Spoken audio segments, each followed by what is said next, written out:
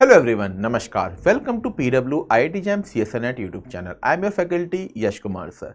So good news for all the CUET PG aspirants. Banaras Hindu university BHU के registration process शुरू हो चुका है।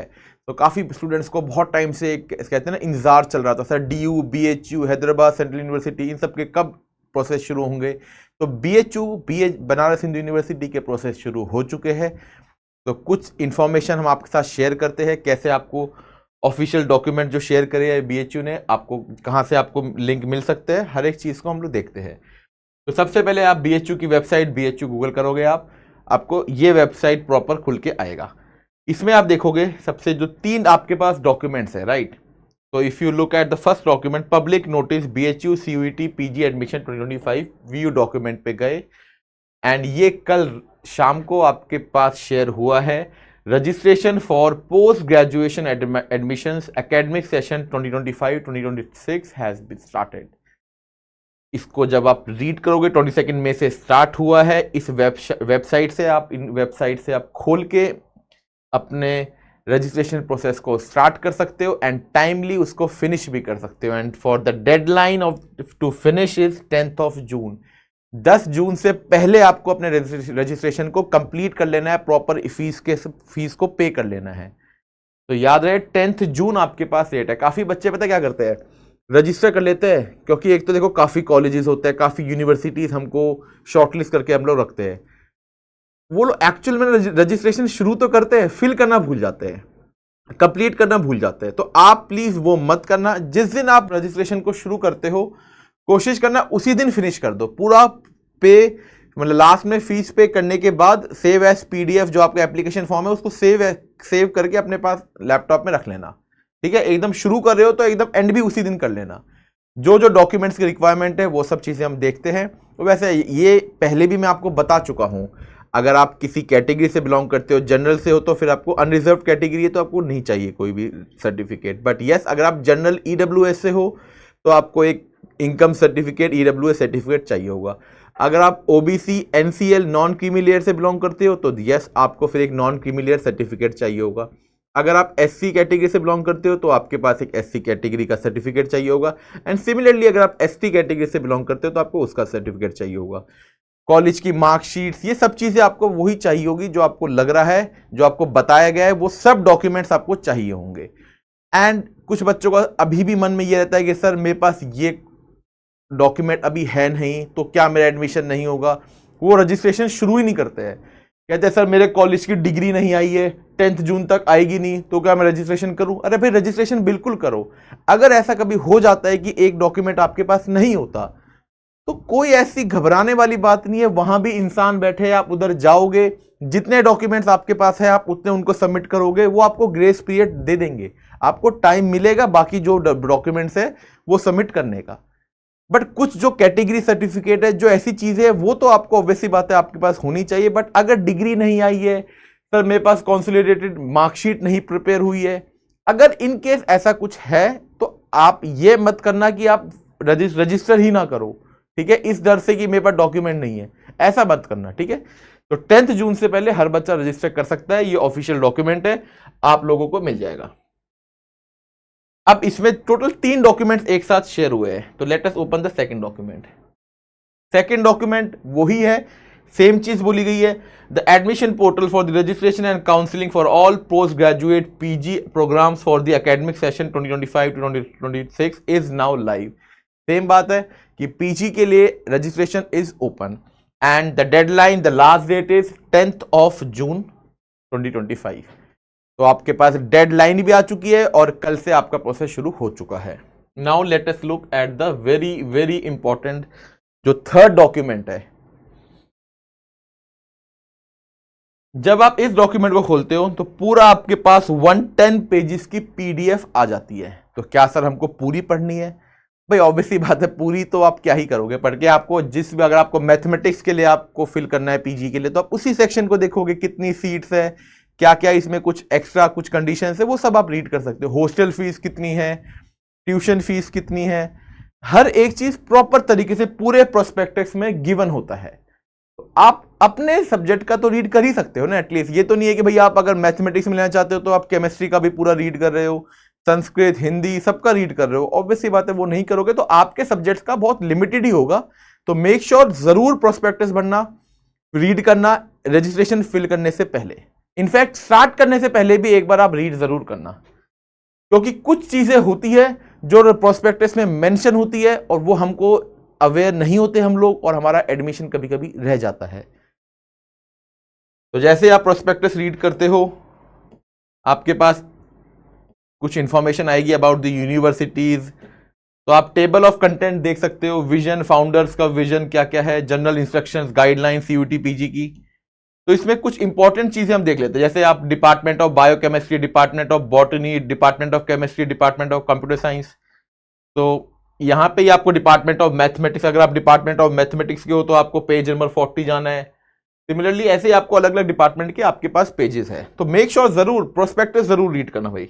एक अच्छे एस्पिरेंट की एक निशानी होती है कि आप जब भी किसी यूनिवर्सिटी या कॉलेज में अप्लाई करते हो तो एक बार उनका प्रोस्पेक्टस रीड कर लो कि व्हाट आर दी, मतलब बेसिकली क्या क्या गाइडलाइंस प्रोवाइड कर रहे हैं वो लोग। ये जो प्रोस्पेक्टस है ये केवल इस सेशन के लिए बना है 2025 2026। तो मे भी कुछ चीजें ऐड ऑन हो रखी हो, कुछ चीजें जो पहले होती थी क्या पता हट गई हो।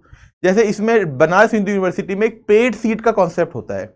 आई होप अभी इस प्रोस्पेक्टस में भी होगा, मैं अभी चेक करता हूं। पेड सीट में क्या होता है ना, बेसिकली अगर आपके कुछ मार्क्स कम आए हैं, ठीक है ना, अगर आपके कुछ मार्क्स कम आए, जो भी कट ऑफ इन्होंने डिसाइड करी है, अगर आपके कुछ मार्क्स कम रह गए हैं तो आप फिर भी एडमिशन ले सकते हो बीएचयू में।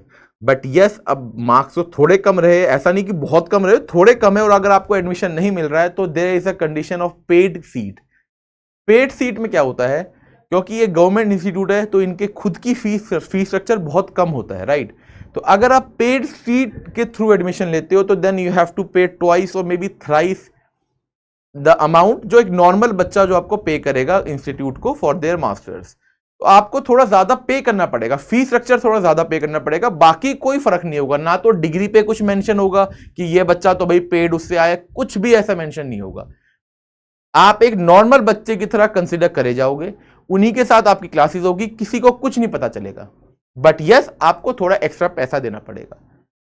मार्क्स अगर आपके उनकी कट ऑफ के अकॉर्डिंग नहीं आए तभी तो आप सेलेक्ट नहीं हुए नॉर्मली, तो आप पेड सीट वाला ऑप्शन भी कंसिडर कर सकते हो if you can afford paying twice और थ्राइस द अमाउंट एक जो नॉर्मल बच्चा जो कर रहा है।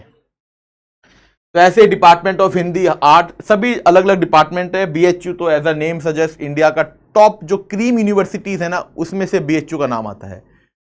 अगर आईआईटी जैम के बाद जो बच्चा सीयूटी पीजी की तैयारी करता है ना तो उसका सबसे बेस्ट ये रहता है, ऐसा यूनिवर्सिटी मिल जाए तो डीयू, बीएचयू और हैदराबाद सेंट्रल यूनिवर्सिटी एचसीयू, ये जो टॉप जो क्रीम यूनिवर्सिटीज है इसमें मिल जाए तो सर मजा आ जाए, क्योंकि ये वर्ल्ड में रिनाउंड यूनिवर्सिटीज है। तो आप जैसे अगर पीएचडी करना भी चाहते हो ना फॉरेन में तो भी एक काफी वैल्यू करती है आपकी मास्टर्स की डिग्री। तो you will get some objective of the university at a glance. तो आपको कुछ चीजें मिलेगी and rankings of the university globally you can see 2023-2024 में 1000 से लेकर 1200 के बीच में ग्लोबली रैंकिंग है। तो आपको काफी ज्यादा डिटेल्स मिलेगी अबाउट द यूनिवर्सिटी। उनके अंदर टेम्पल भी है लॉर्ड शिवा का। तो ये छोटी छोटी डिटेल्स आपको सब मिलती रहेंगी, ठीक है, about the university, about the campus and also BHU का तो हॉस्पिटल भी है उनके कैंपस के अंदर ही, ठीक है। तो ये कॉन्वोकेशन में आप देख सकते हो काफी ग्रैंड सेलिब्रेशन होता है भाई, बीएचयू का कॉन्वोकेशन भी बहुत ग्रैंड होता है। Now if we proceed, so regular students के लिए थ्रू सीयूटी पीजी एडमिशन हो रहा है, फॉरेन नेशनल्स के लिए अलग है। कैंडिडेट की रिस्पॉन्सिबिलिटी, तो ये सब चीजें आपको एक बार तो एटलीस्ट पढ़नी पड़ेगी, ठीक है। एलिजिबिलिटी क्राइटेरिया आपका वही सेम सीयूटी पीजी में आपका जो भी स्कोर है आपके उसके अकॉर्डिंग आप फिल कर दोगे। अच्छा, कुछ बच्चे ये सोचते हैं कि सर मेरे ना स्कोर काफी कम आया है, मेरे फ्रेंड्स का स्कोर बहुत ज्यादा है, तो क्या मैं अप्लाई करूं या ना करूं। देखो भाई, स्कोर कितना आया है, कम आया है, ज्यादा आया है, ये आप कौन होते हो डिसाइड करने वाले, ये तो बीएचयू का काम है ना। वो जितने बच्चों ने अप्लाई किया उस डेटा में उनकी जितनी सीट्स है उसके अकॉर्डिंग वो कट ऑफ डिसाइड करेंगे और उसके अकॉर्डिंग वो बताएंगे भाई फर्स्ट लिस्ट में इतने बच्चे सेलेक्ट हुए, सेकंड में इतने बच्चे सेलेक्ट हुए। समझ रहे हो ना? तो अभी तक तो आप सब हर जगह, अगर आपने कुछ यूनिवर्सिटी में आपका जाने का मन है, ड्रीम कॉलेज है, ड्रीम यूनिवर्सिटी है, घर के पास है, तो आप जरूर अप्लाई करो। अपने आप से डिसाइड मत करो, अगेन आई एम रिपीटिंग, खुद से डिसाइड मत करो कि इस कॉलेज में तो मुझे एडमिशन नहीं मिलेगा, सर इतने स्कोर में क्या यहां मिल जाएगा। काफी बच्चे मुझे टेलीग्राम पे अभी भी पूछे, सर मेरे इतने मार्क्स से क्या डीयू में मिल जाएगा, क्या बीएचयू में मिल जाएगा। मुझे क्या, किसी को भी नहीं पता ये चीज। रजिस्ट्रेशन के पोर्टल खुलेगा 10 जून, जैसे बीएचयू की बात करता हूं, लास्ट डेट है।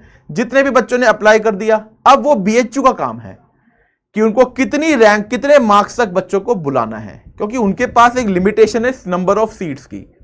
ठीक है, तो उस नंबर, कितने बच्चों ने अप्लाई किया है उसके अकॉर्डिंग वो बच्चों को बुलाएंगे। आधों के डॉक्यूमेंटेशन पूरे नहीं होंगे, आधे बच्चे एलिजिबल भी नहीं है एग्जाम के लिए, मे बी वो बीएससी में ही है अभी सेकंड ईयर में, तब भी वो एग्जाम फिल कर देते हैं कि एक बार आइडिया लग जाए कि कैसा एग्जाम होता है। जैसे आईआईटी जैम में भी बहुत बच्चे देते हैं, तो सिमिलरली यहां भी ऐसा बहुत चलता है। तो आप ऐसा मत समझना कि अप्लाई ना करो इस डर से कि मेरा तो होगा ही नहीं। होगा या नहीं होगा ये आपका काम नहीं है, ये तो आपके लक पे भी देखा जाएगा ना। जो भी आपने मेहनत करी, आप अप्लाई जरूर करो। व्हाट इफ आपका जो भी स्कोर है बीएचयू में, इतने बच्चों ने अप्लाई ना करा हो और आपको मिल जाए, या जिन्होंने भी अप्लाई किया उनको मे बी डॉक्यूमेंटेशन, कुछ भी हो सकता है ना, आउटकम तो देखो कुछ भी हो सकता है। तो किसी और की बातों में ना आए। अगर आपका बीएचयू जाने का मन है, आपने सीयूटी पीजी का एग्जाम दिया है, तो फिर आप अप्लाई जरूर करो। अगर आप अप्लाई नहीं करोगे तो यार पेड सीट वाली बात भी कहां से आएगी। जैसे एक पेड सीट का जो मैं आपको बता रहा था, let me see if it is mention. हाँ जी, तो आप ये देख सकते हो भाई, रजिस्ट्रेशन के लिए ना कुछ वो, सॉरी, कैटेगरी का जो गवर्नमेंट ऑफ इंडिया का जो रेगुलेशन है ना, कि कितने परसेंट बच्चे एससी, इतने परसेंट बच्चे एसटी, जो जितना भी रिजर्वेशन है प्रॉपर गवर्नमेंट ऑफ इंडिया का इंस्टीट्यूट है। तो इसमें आपको ये नहीं होना चाहिए कि कितने मतलब परसेंट होना चाहिए, वो सब गवर्नमेंट ऑफ इंडिया की गाइडलाइंस के अकॉर्डिंग ही होने वाला है, सब कुछ प्रॉपरली यहां पे मेंशन है। ओके, और आप जिस भी कास्ट से बिलोंग करते हो, अगर आप उसका रिजर्वेशन का फायदा, बेनिफिट उठा रहे हो, तो ऑब्वियसली आपको प्रोड्यूस करना पड़ेगा कास्ट का सर्टिफिकेट। ओके, ये बात ध्यान रखना। बहुत बच्चे गलती कर देते हैं, एडमिशन फिल करते time general, OBC, EWS, SC, ST fill कर देते हैं, उनको कॉल में ऑफर भी आ जाएगा यहां से कि भाई आप आ सकते हो डॉक्यूमेंटेशन वेरिफिकेशन के लिए एंड अपना फीस सबमिट करने के लिए। वो सबसे बड़ी दिक्कत क्या होती है ना, अगर आप एससी कैंडिडेट हो, एसटी कैंडिडेट हो, ओबीसी कैंडिडेट हो, जनरल की ईडब्ल्यूएस, आपको अपना रिजर्वेशन के लिए जो भी सर्टिफिकेट है वो ड्यूरिंग एडमिशन प्रोसेस के लिए जब आप जाओगे, आपको वहां पे प्रोड्यूस करना पड़ेगा। उसके लिए आप रिलैक्सेशन नहीं मांग सकते कि सर मैं सर्टिफिकेट 2 महीने बाद दे दूंगा, 10 दिन बाद दे दूंगा, ये सब नहीं कर सकते हो आप। हमने पहले भी बताया था, आज फिर बता रहा हूं, अगर आप रिजर्वेशन का बेनिफिट उठा रहे हो तो मेक श्योर जिस दिन आपके डॉक्यूमेंटेशन वेरीफाई होंगे, उस दिन आप अपने कास्ट का सर्टिफिकेट, मतलब सर्टिफिकेट लेके जाओ। और फॉर्मेट आई होप सब बच्चों को पता है भाई, जिस कैटेगरी से बिलोंग करता है उनको प्रॉपर उसका फॉर्मेट पता है, सेंट्रल यूनिवर्सिटीज में किस फॉर्मेट में अप्लाई किया जाता है।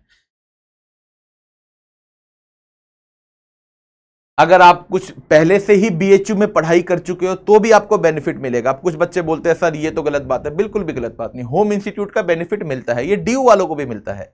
ठीक है, तो अगर आप बीएचयू से अपनी बैचलर्स कर चुके हो तो तो आपको पता ही है, तो आपके बेनिफिट मिलेगा। कुछ परसेंट सीट्स रिजर्व्ड होती है only for the students those have done their bachelors BSc from BHU. And same चीज होती है डीयू में भी, डीयू वाले बच्चों को भी अपने होम इंस्टीट्यूट का बेनिफिट मिलता है। ओके, इंस्टीट्यूशनल प्रेफरेंस, तो 25% सीट्स बोला जाता है, मैक्सिमम टू 25% सीट्स बीएचयू वालों को बेनिफिट मिल सकता है। बीएचयू में अगर एम्प्लॉयज है आपकी फैमिली से कोई, देन ऑल्सो लाइक, फैमिली से का मतलब आपके पेरेंट्स ही होना चाहिए। ठीक है, ये नहीं कि चाचा मेरे बीएचयू में एम्प्लॉय है तो रिजर्वेशन, ऐसा नहीं होगा, तो फिर चाचा के बच्चों को मिलेगा। Yes, paid seats, there is a provision of supernumerary paid seats not exceeding 15% of the total number of seats। तो टोटल जितनी भी सीट्स है बीएचयू में, उसमें जो 15% से ज्यादा पेड सीट्स नहीं वाले बच्चे नहीं होने चाहिए। ये जो कुछ चीजें है ना, जो बच्चों के मार्क्स कम आते हैं सीयूटी पीजी में, उनको लगता है मेरा तो कंफर्म नहीं होगा, अरे भैया फिल करो form. What if paid seat वाली कंडीशन में आपका नाम आ जाए? भाई अगर आपको पता है इनका फीस तो वैसे भी बहुत कम होती है, बट अगर आप ट्वाइस भी पे कर रहे हो तो BHU is such a cream institute. अगर आपको ट्वाइस पे करके भी इंस्टीट्यूट में एडमिशन मिल रहा है तो यार छोड़ना बिल्कुल भी नहीं चाहिए। ठीक है ना। और ये मत सोचना सर मैं तो पेड सीट वाला बच्चा कहलाऊंगा, या फिर मेरे साथ, समझ रहे हो ना कि आपको जो बच्चे के मन में डाउट होता है कि मुझे सब बोलेंगे कि इसको तो ऐसा नहीं आता, पढ़ना नहीं आता, ऐसा कुछ नहीं होता। हर स्टूडेंट बराबर होता है। एग्जाम में 2-4 मार्क्स ऊपर नीचे आने से ये थोड़ी ना कि आपकी इंटेलिजेंस पे कोई शक करेगा, ठीक है ना। गेटिंग एन इंस्टीट्यूट, एक बार कदम रख लो वहां पे, उसके बाद सब बराबर हो, ठीक है। फिर उसके अंदर आप 2 साल कैसे अपनी जर्नी को स्पेंड करते हो, वो जो सफर होता है ना, वो आपका इंग्लिश वाला बनेगा या हिंदी वाला सफर, वो मैटर करता है 2 साल का। तो आपको इंग्लिश की तरह सफर नहीं करना उधर, हिंदी वाला अपना सफर एकदम स्मूथ रखना है। और वो 2 ईयर्स आपको ऐसा बना देंगे कि देन आपको खुद समझ आएगा कि going to BHU was one of the best decision, ठीक है। तो अगर आपका पेड सीट में भी नंबर आ रहा है और ऐसा लग रहा है कि किसी और जगह नहीं हो रहा, तो पेड सीट को भी आप कंसीडर कर सकते हो। ओके, सो ऐसे ही फिर आपको, जैसे अगर आप स्पोर्ट्स कैटेगरी है आपके पास, अगर आप स्पोर्ट्स में काफी अच्छे रहे हो, नेशनल खेले हुए हो, आप सब, जो बच्चा खेला हुआ है उनको सबको पता है स्पोर्ट्स का भी थोड़ा रिजर्वेशन होता है, स्पोर्ट्स कोटा का। तो उस रिजर्वेशन का भी आप बेनिफिट अवेल कर सकते हो, ठीक है। तो उसमें भी आपको सब कुछ यहाँ पे प्रॉपर्ली मेंशन है। जो स्टूडेंट अवेल करना चाहता है, इस कैटेगरी में बिलोंग करता है, उसको पता है कि स्पोर्ट्स कैटेगरी में किस तरीके से उनको अप्लाई करना है, क्या क्या सर्टिफिकेट्स उनको प्रोड्यूस करने हैं। ऑब्वियसली बात है, जो भी वो स्पोर्ट खेलते हैं, नेशनल खेला है तो क्या रैंक आई है, तो रैंक के अकॉर्डिंग भी आपको रिजर्वेशन इसमें है। तो हर एक चीज का बेनिफिट है इसमें, ठीक है। फॉरेन नेशनल्स के लिए भी है। तो ये प्रोस्पेक्टस जो है आपका टोटल 110 पेजेस का है, ठीक है। अब हर इंस्टीट्यूट जो उसके अंदर डिफरेंट इंस्टीट्यूट है, जैसे इंस्टीट्यूट ऑफ साइंस का 3.5 है, इंस्टीट्यूट ऑफ मैनेजमेंट साइंस अगर आपको MBA एंड ऑल वाला है, तो ऐसे ही आपको अलग अलग पूरा प्रोसेस है। तो हम आपका जो भी आपका जैसे कोर्स है, आपका मैथमेटिक्स का है, साइंस का है, फिजिक्स का है, बायोलॉजी का है, तो आप सब आते हो साइंस के अंदर, तो आप अपना वाला सेक्शन खोल सकते हो। उसके अंदर आप रीड कर सकते हो कितनी सीट्स है, कितनी सीट्स रिजर्व्ड है। Maximum 25% is reserved for BHU students, okay. तो अब BHU में जो स्टूडेंट्स है उनके लिए 25% होगी, वो भी मैक्सिमम, ऐसा नहीं कि 25 पूरी उनको मिल जाएगी, ठीक है। तो कुछ पेड सीट्स भी है। फिर आपका CUT PG के थ्रू भी एडमिशन होगा। तो बिल्कुल भी हार नहीं मान ली, जो भी आपका स्कोर आया है उस स्कोर से आप रजिस्ट्रेशन फिल करो, start the process and wait results आने का, प्रोसेस उनका एडमिशन का प्रोसेस शुरू होने का। पहली कट ऑफ आएगी, फर्स्ट लिस्ट आएगी बच्चों की, सेकंड लिस्ट आएगी, फिर एक ऑन स्पॉट भी राउंड होता है कि अगर कोई सीट से वैकेंट रह गई, क्योंकि जो बच्चों का BHU में हो जाएगा फिर स्लोली और यूनिवर्सिटीज में भी होगा। कुछ के लिए BHU दूर पड़ रही होगी, आपके लिए में भी पास पड़ रही है, तो वो उसको छोड़ दे। तो ये नहीं सोचना, कहते ना कि रेस में फर्स्ट आओ, सेकंड आओ, थर्ड आओ, ये तो बाद में डिसाइड होगा, पहले तो भागना तो पड़ेगा ना। तो रजिस्ट्रेशन, एडमिशन होगा या नहीं होगा ये कब पता चलेगा, एटलीस्ट रजिस्ट्रेशन तो स्टार्ट करो। क्या पता कौन सी चीज में आपका एडमिशन आ जाए, एडमिशन हो जाए। तो दुनिया की बातों में मत आओ, make sure to fill the application form, registration अपनी जरूर करो। 10th जून तक भी वेट मत करना, I will suggest May end तक ही फिनिश कर दो। डॉक्यूमेंट्स अपने प्रॉपर तरीके से रेडी कर लो। Make sure category certificate, reservation अगर आप ले रहे हो उसका सर्टिफिकेट बिल्कुल तैयार रखो। एंड फाइनेंशियल ईयर नया स्टार्ट हो चुका है, तो वो तो मैं पहले भी बता चुका हूं आपको। न्यू फाइनेंशियल ईयर स्टार्ट हो चुका है, न्यू फाइनेंशियल ईयर की डेट्स में आपके सारे सर्टिफिकेट्स होने चाहिए। अब भी ऐसा नहीं होना चाहिए कि सर 2 साल पहले का OBC है चल जाएगा क्या, वो सब नहीं होना चाहिए, ठीक है। तो फ्रेश सर्टिफिकेट्स बनवा लो अपने, जो भी आपको कॉलेज से सर्टिफिकेट्स की रिक्वायरमेंट है, अपने यूनिवर्सिटीज, अपने कॉलेजेस जाओ, रीच आउट करो उनके एडमिशन ऑफिस में, और अपने सारे के सारे रजिस्ट्रेशन, अपने डॉक्यूमेंट्स अपने तैयार रखो, ठीक है। सो wish you all the very very best guys, ठीक है। वी आर वेरी होपफुल, आप सबका जहां भी आपका ड्रीम कॉलेज है आपको जरूर एडमिशन मिलेगा। You have done a lot of hard work, so wish you all the very very best for your future endeavours. Happy studying, take care.